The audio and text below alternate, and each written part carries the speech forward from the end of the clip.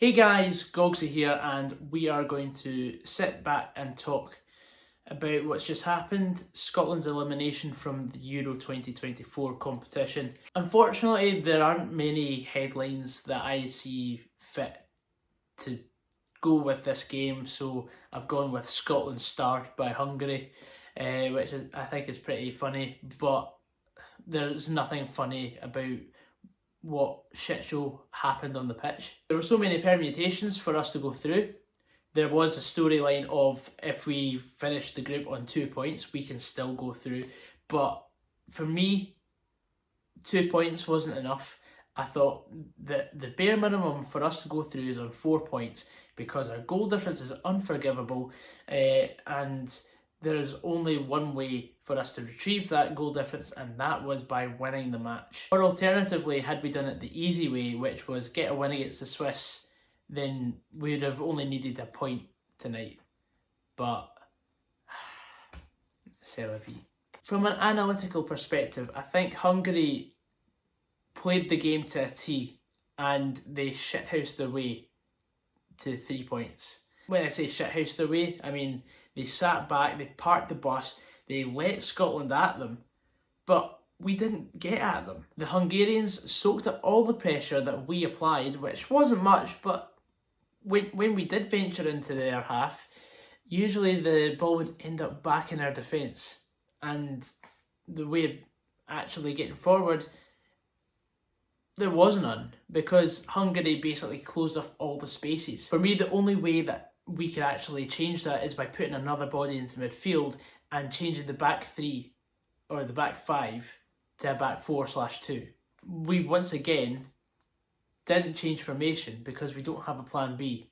Like that formation that we have, the 3-5-2 when we're attacking or the 5-3-2 when sitting back, is designed to fit Tierney and Robertson into the same starting 11. And because Tierney was injured, then what we really should have done was switch to a back four, even though we have been stinking when we have played a back four in the friendlies that were building up to this. But the only way we were going to go forward and attack is by throwing another body in midfield or throwing another up top and actually defending from the front. We just didn't have anything in the first half. We didn't have a shot on target. We didn't have a shot period. And Hungary, on the other hand, at least had a couple of attempts. I mean, they hit the bar, I think it was offside though, through Orban from a really cunning Szoboszlai free kick. They also had an attempt within the first 15 minutes that was saved by Gunn uncomfortably. But Hungary were definitely looking more likely, even though they only had about 39% of the possession. By the 25th minute, now take into account we were against a higher ranked side in Switzerland on Wednesday night, and we'd already taken the lead after 25 minutes and we'd created a couple more chances, or half chances. After 25 minutes in this game, over 200 passes were attempted with 0 shots on target. It's a bad stat, that. On 38 minutes, McGinn's cross goes straight to Galachi. I don't know if that even counts as a shot on target by Opta, but it would be interesting to know. A minute later, Adams gives away a silly free kick with trying an overhead kick clearance, and he cleared the ball without touching Varga, but the rule is that he endangered his opponent, and that was where Szoboszlai took the quick free kick, or the cunning free kick, and Orban headed the ball into the bar. He really should have scored it, but I don't think it made a difference because it was given offside. I can't even remember if it was offside. It doesn't even matter because the ball went back to Gunn anyway. The only other talking point of that first half was the 50-50 between Hendry and Schaefer. Hendry goes to ground first and wins the ball cleanly, and Schaefer got a booking for it, which was the right decision in my eyes. So to summarise that first half, Hungary sitting back soaked up all the pressure from the Scots. They nullified any of our attacking threats going forward. I mean, we were playing a type of box midfield of a 2, then a 2, then a 1. And that didn't work because we had no width. And of course, Steve Clarke doesn't play wingers.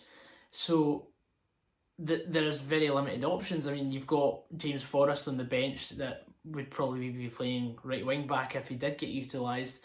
And that, for me, isn't good enough. I'd say the only bright spark from our first half was Billy Gilmour being the only one that seemed to want the ball going forward. Like, he got on the ball every time and he would actually try to spray passes out wide. But when there wasn't an avenue, he would just pass back because that was the only option. As the second half started, Hungary seemed to get hungrier as the game went on. McTominay had a late tackle 5 minutes in, and his tackle led to a yellow card for him, and he's suspended for the next international match, which I believe is Poland at home in the Nations League now. I was actually hoping for us to go through so we wouldn't actually have him being suspended for the Nations League, because the next round of the Euros would have been a free hit, because we are actually likely to play Portugal, and we have Portugal in our Nations League group anyway. On 53 minutes, Shea Adams had the first attempt of our game, and it went over. And so, not really worth talking about. After 62 minutes, it flashed up on the screen. 61% possession for Scotland, 39% for Hungary, and the shots read for Scotland: 1 attempt, 0 on target, and for Hungary 7 with 2 on target. But surely if it gets to an hour in a game of football, as a manager, like, I've played Football Manager for years, and I usually make my first sub around 55 to 62 minutes, and that's only if things are going wrong, and things were going wrong or things weren't going at all, because we weren't forcing the game. In a game that you have to win, you have to force it. If you're playing against a park bus, it only takes one opportunity for them to break up the park and score. Funny I should say that. We took off McGinn and Adams and brought on Shankland and Armstrong, and as soon as Shankland came on, funnily enough, with him scoring 31 goals last season, like, he seemed to actually link up better going further forward. But I do see why Adams is played, because Adams can do all the off the ball running, and he's more athletic, and he's more, I don't know if he's more physically apt for the international game.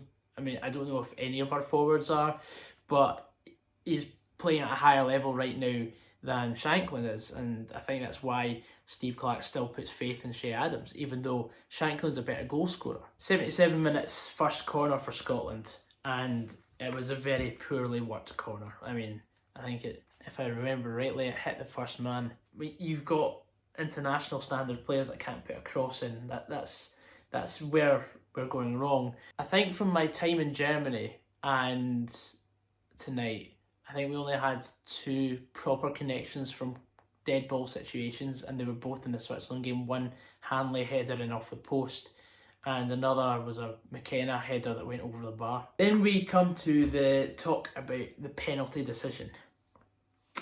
Now, Steve Clarke's come out in his post-match. Finally, he took his time, because they probably had to lick their wounds in the dressing room after the game. Steve Clarke has every right to complain about the penalty decision, but we can't just use that as our only excuse. The penalty decision, the ball's played through, and Willie Orban connects with Stuart Armstrong's leg, and that is a penalty kick every day of the week. It's a last man foul, so technically it's a foul and a red card, but that's, I can't even remember if double jeopardy comes into it now, because of so many rule changes, so I'm probably wrong on that. But at that moment in time, we're pressing to win the game. If we score that, we immediately close up shop, but we had to get the penalty first. Obviously the penalty isn't given to our outrage. Then we keep throwing bodies forward, we change formation, we change shape, and then that exposes us at the back. Hungary had a plethora of chances between 90 and 94 minutes. They hit the post, they had another really good chance. Angus Gunn made a couple of really good saves. They were really important saves to make. A couple were good for the cameras, but they were still really good saves. He saved us on Wednesday night from similar shots. But The one that we really got away with was the one that hit the post because it had Angus Gunn beating all ends up. Then it comes to the 96th minute and Grant Hanley has our first shot on target. The 96th minute and our first shot on target falls to a centre half. That just goes to show, like, it's not because nothing was falling for us, it's because we set up the wrong way and the players shat themselves, let's be honest. They were terrified. Potentially the biggest game in our nation's history, and we flunk it. Then it comes to our last corner of the tournament. And there's a bit of a stramash. Falls to Callum McGregor, who chests it. He thinks he's got more time than he actually has. And credit to the Hungarian defender, he comes in, blocks it. And this is where it all goes to shit. And a couple passes later, Lewis Morgan should really be taking the yellow card there. He should be stopping play. He should be making that challenge on the Hungarian player. And he doesn't. And he allows play to progress. It goes down to the boy in the wing and he cuts it back. Misses Szoboszlai and Hungary score. I sat in disbelief for a bit, but then I realised this is me as a football fan, this is my life as a football fan. I'm so used to disappointment that, it's just another brick in the wall, really. Our nation had so much hope going into this because I genuinely thought we could beat Hungary. And I knew we could get something off the Swiss. I knew Germany was a write-off. But to lose the way we did against Germany and then fight back and get something off Switzerland, I thought I was setting up for potentially a really good night tonight. And no, it's just what happens. We've got a couple months now to dust ourselves off. I don't know where we go from here, to be honest, because we've got the Nations League A coming up against some of the best nations in our continent. Portugal, Poland, Croatia. Croatia may not be the same team as they were. I mean, look how they've struggled this tournament. Portugal will be still a quite high peak of their power. Poland, hit or miss, really. But looking back on this tournament, we've made so many great memories. I had the absolute pleasure to go to 2 of the 3 games. I was actually really gutted with myself for not being able to afford the 3rd game, even though I'd have probably been in tears in the stadium. Not gonna lie. So watching the game at home sort of limited the damage. But if I was actually in the stadium, I'd be in floods of tears, honestly. So I really feel for my fellow Tartan Army foot soldiers that actually is still in Germany. A difficult one tonight, and but it's character building. We'll bounce back from this. But yeah, thank you very much for watching, guys, and I'll see you very soon.